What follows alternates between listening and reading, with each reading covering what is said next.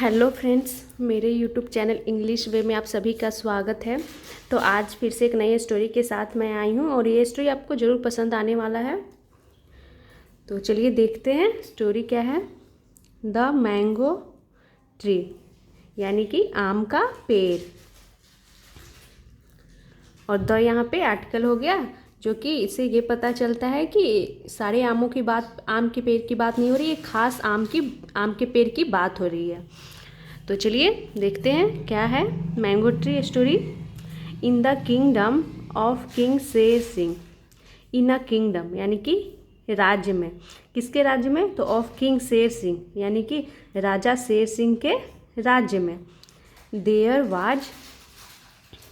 A huge mango tree which was always laden with sweet mangoes.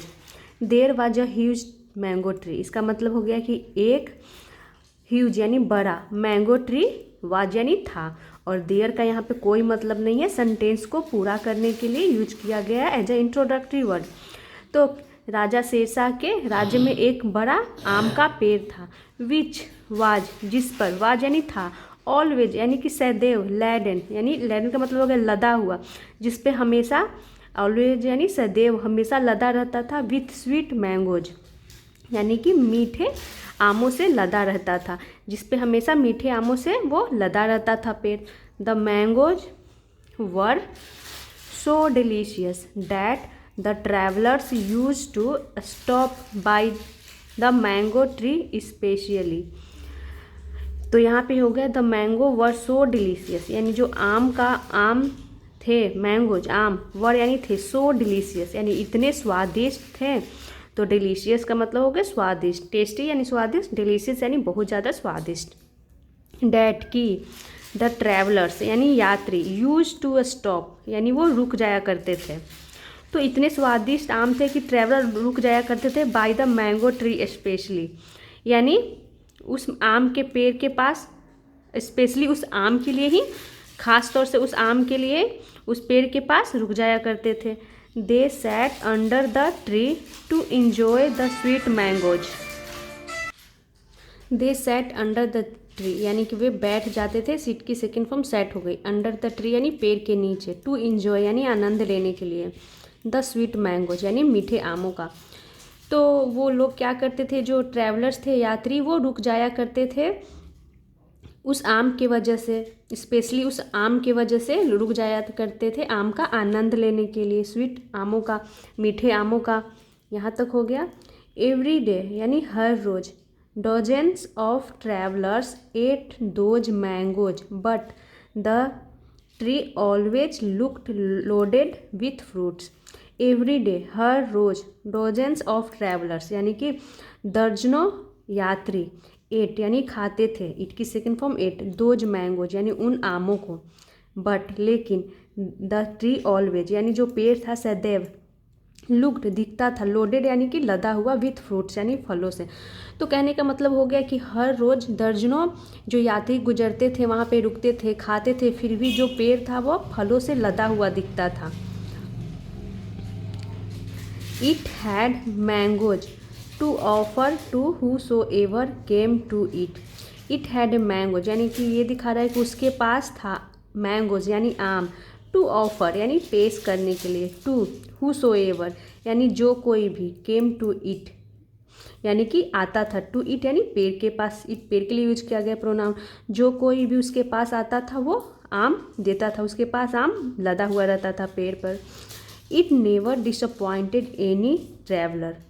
It never यानी कि उसने, किसने? तो आम के पेड़ ने, नेवर यानी कभी नहीं, डिसअपॉइंटेड यानी निराश किया था, एनी ट्रैवलर यानी किसी भी यात्री को, यानी वो सबको आम खिलाता था, हमेशा लदा हुआ रहता था, कोई भी व्यक्ति ऐसा नहीं था जो निराश हो जाता था कि उसे आम नहीं मिल पाता था। ये हुआ इसका मतलब। People ate mangoes, blessed the tree and went towards their own ways. People ate यानी लोग खाते थे, मैंगोज यानी आमों को, ब्लेस्ड यानी कि आशीर्वाद देते थे, द ट्री यानी उस पेड़ को, एंड वेंट और चले जाते थे, टूवर्ड्स यानी की ओर, देयर ऑन वेज यानी अपने रास्ते। तो लोग खाते थे, उस पेड़ को आशीर्वाद देते थे खुश होकर और अपने रास्ते चले जाते थे। King Sher Singh also heard about the amazing mango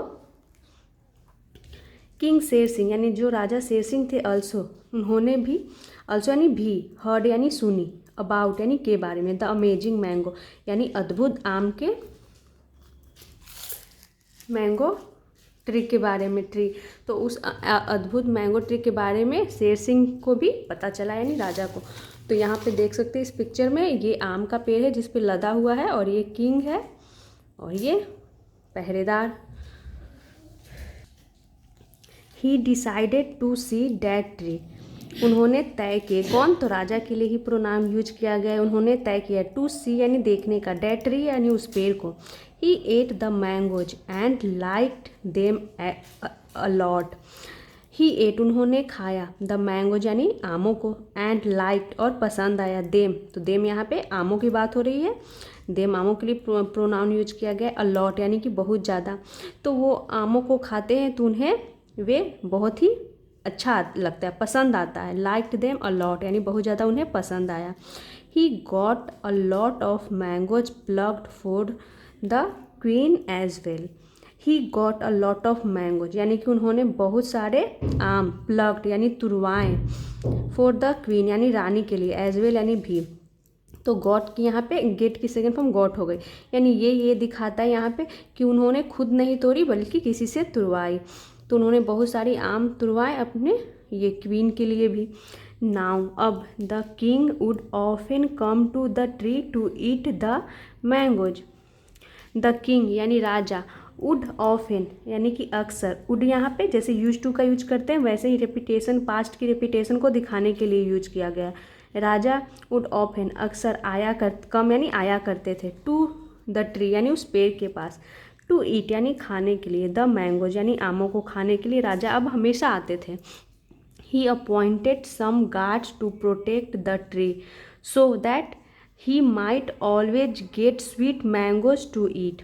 he appointed उन्होंने नियुक्त की, सम गार्ड्स कुछ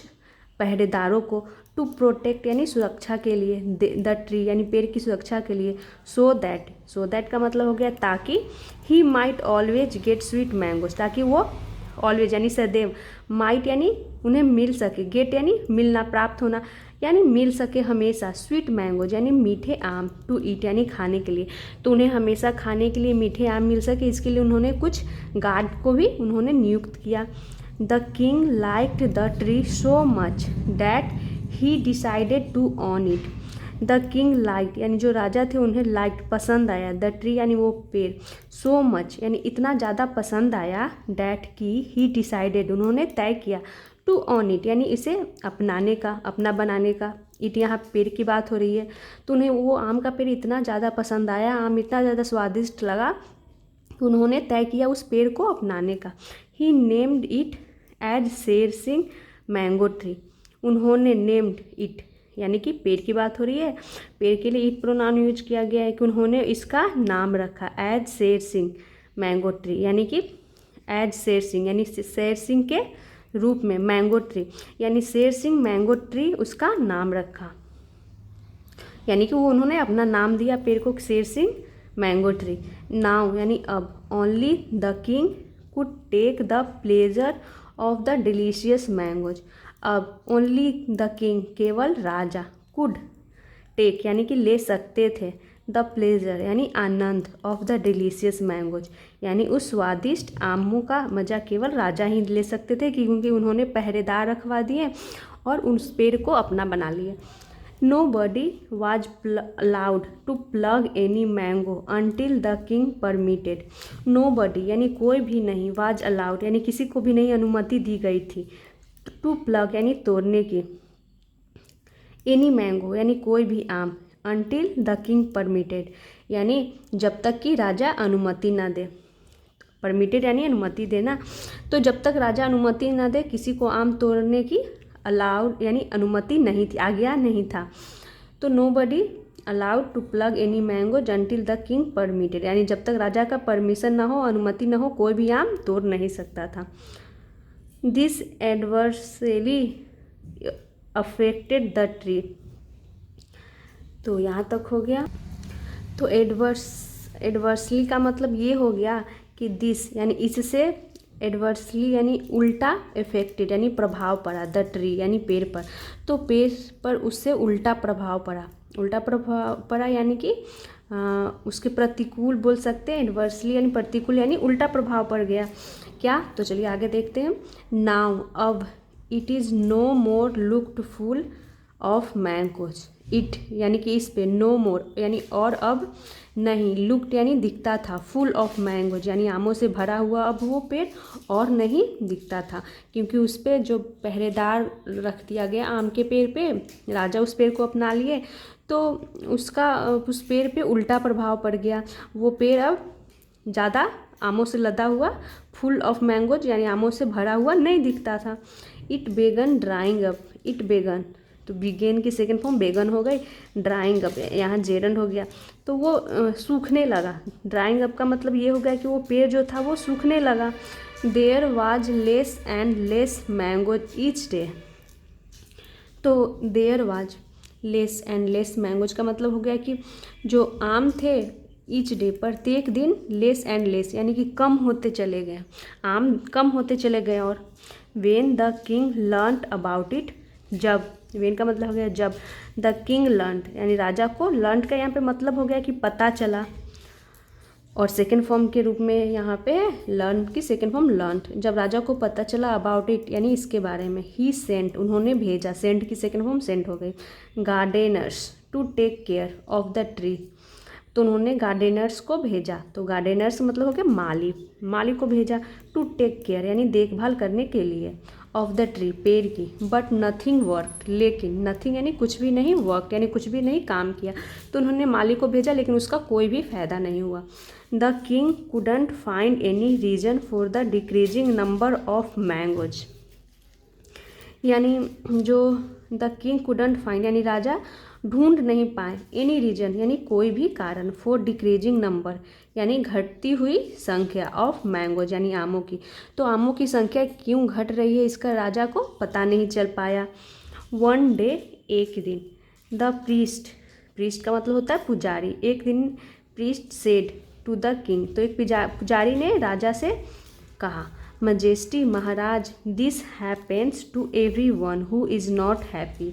दिस हैपन्स यानी यह होता है, टू एवरी वन यानी हर किसी के साथ, हु इज नॉट हैप्पी जो खुश नहीं है, तो ये हर किसी के साथ होता है जो खुश नहीं होता है, ऐसा बोले priest. That tree is also sad, वह पेड़, इज यानी है, ऑल्सो यानी भी, सैड यानी उदास, तो वो बोलते हैं कि वो पेड़ उदास है, और जो कोई भी उदास होता है उसके साथ ऐसा ही होता है, यानी उन्होंने रीज़न बताया कि पेड़ों पर आमों का जो कम होने का कारण और सूखने का कारण है क्योंकि वो खुश नहीं है, हर किसी के साथ ऐसा ही होता है, जब वो खुश नहीं होता है तो उसके साथ भी बुरा ही होता है, तो वही प्रीस्ट बताते हैं राजा को। Why should it be sad, king asked as he was puzzled, why should it be sad इसका मतलब हो गया कि क्यों, वाई यानी क्यों, शुड यानी चाहिए, इट बी सैड ऐसा क्यों होना चाहिए, बी यानी होना। द किंग आस्क्ड राजा पूछे, एज ही वाज पजल्ड यानी हैरान होकर के उन्होंने पूछा कि ऐसा क्यों, क्यों ऐसा मतलब कि उदास क्यों होना चाहिए, आखिर उदासी का कारण क्या है पेड़ का, ऐसा राजा पूछते हैं हैरान होकर के। You have caused pain and sadness to that tree, you have caused यानी आपने उत्पन्न किया है, पेन यानी दर्द, एंड सैडनेस यानी उदासी, तो यहाँ पे कॉज्ड थर्ड फॉर्म के रूप में यूज किया गया, यू हैव कॉज्ड यानी आपने उत्पन्न किया है, पेन दर्द, एंड सैडनेस यानी उदासी, टू दैट ट्री यानी उस पेड़ के लिए। अर्लियर, अर्लियर का मतलब होता है पहले, it use to free distribute its fruit to every one, पहले इट यूज टू फ्रीली यानी कि यह, यूज टू यानी किया करता था, क्या क्या करता था, फ्रीली डिस्ट्रीब्यूट यानी कि मुक्त बांटता था, डिस्ट्रीब्यूट यानी बांटना, इट्स फ्रूट अपने फलों को, फल को, टू एवरी वन यानी हर किसी के लिए, तो बोलते हैं वो प्रीस्ट की पहले वो अपने फल को फ्री मुक्त में बांटता था हर किसी को। डैट गेव जिससे, gave immense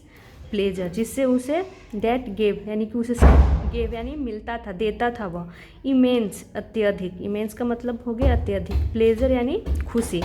to the tree यानी पेड़ को, तो कहने का मतलब हो गया कि वो पहले पहले वो क्या करता था कि फ्री अपना मुफ्त में सभी को बांटता था, जिससे उसे